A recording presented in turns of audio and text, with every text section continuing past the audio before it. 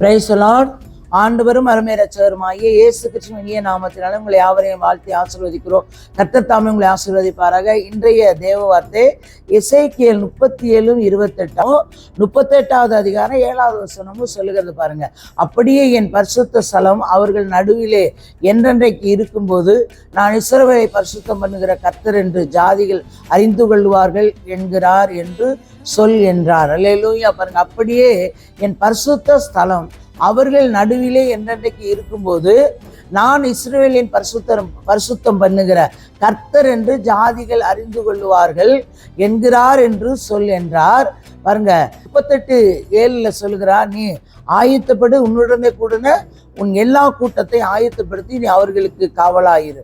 நல்லா கவனிங்க, இங்கு சொல்லுகிறார் 37:28 சொல்லுகிறார், என்ன அப்படியே என் பரிசுத்த ஸ்தலம் அவர்கள் நடுவிலே என்றென்றைக்கு இருக்கும்போது. அப்ப கர்த்தர் உங்கள் நடுவிலே இருக்கும் பொழுது நான் இஸ்ரவேலை பரிசுத்தம் பண்ணுகிற கர்த்தர் என்று ஜாதிகள் அறிந்து கொள்ளும். அப்ப நீங்க பரிசுத்தமாக்கப்பட்டு எப்ப பரிசுத்தமாக்கப்படுகிறீர்கள்?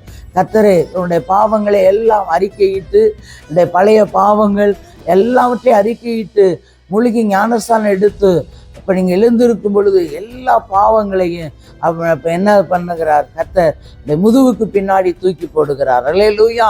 அப்ப நீங்க எழும்போது ஜாதிகள் அறிந்து கொள்வார்கள் என்கிறார் என்று சொல்லென்றார். அப்ப நம்ம ரட்சிக்கப்பட்ட பிறகு எப்படி இருக்கணுமா? ஆயத்தப்படணும். நம்ம ஆயத்தப்பட வேண்டும். ஆயத்தப்படுகிறது மாத்திரம் இல்ல, நம்மளோட கூடிய எல்லா கூட்டத்தையும், நம்முடைய சொந்த பந்தங்கள், நண்பர்கள், உறவினர்கள், நம்முடைய பிள்ளைகள், நம்முடைய குடும்பத்தார் எல்லாரையும் ஆயத்தப்படுத்த வேண்டும். நீ அவர்களுக்கு காவலா இருக்க வேண்டும்.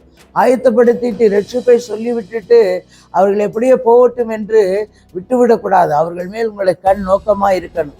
என்ன செய்கிறார்கள்? தேவனை ஆராதிக்கிறாங்களா, ஜெபிக்கிறாங்களா, வேதம் வாசிக்கிறாங்களா, சபைக்கு போகிறாங்களா அப்படின்னு நம் காவலா இருக்கணுமா? அல்லேலூயா. சில பேர் பார்த்தீங்கன்னா ஒருத்தரை ரட்சிப்புக்குள்ள கொண்டு வந்துட்டு அவளை கண்டுக்கிறவே மாட்டாங்க. அப்படி விட்டுறக்கூடாது. அல்லேலூயா. அவர்களை காவலாய் நாம் இருக்கணும். சபைக்கு போங்க, வேதம் வாசிங்க, ஜெபிங்க, சொல்லிக்கொண்டே இருக்கணும்.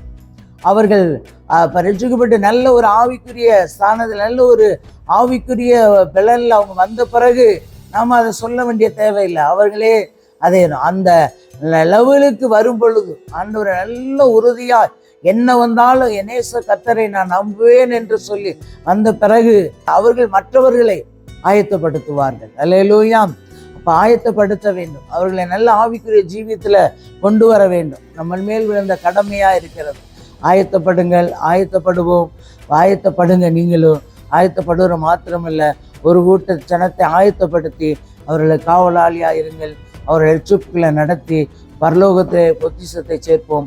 கர்த்தர் பெரிய காரியத்தை செய்வார். தகப்பனே துதிக்கிற சோத்திரங்கத்தாவே, சர்வ வல்லமையுள்ள தெய்வமே துதிக்கிற சோத்திரம், நேற்றும் என்று மாறாத என்னுடைய நல்ல தகப்பனே, உடைய பரிசுத்த கரத்துல ஒரு விஷயங்களை தாழ்த்தி உடைய பொறுப்பாக தருவேன். தேவன் பொறுப்பெடுங்க. ஆசீர்வதி. இயேசுவின் நாமத்தில் எனக்கு ஜீவனுள்ள நல்ல பிதாவே. ஆமேன்.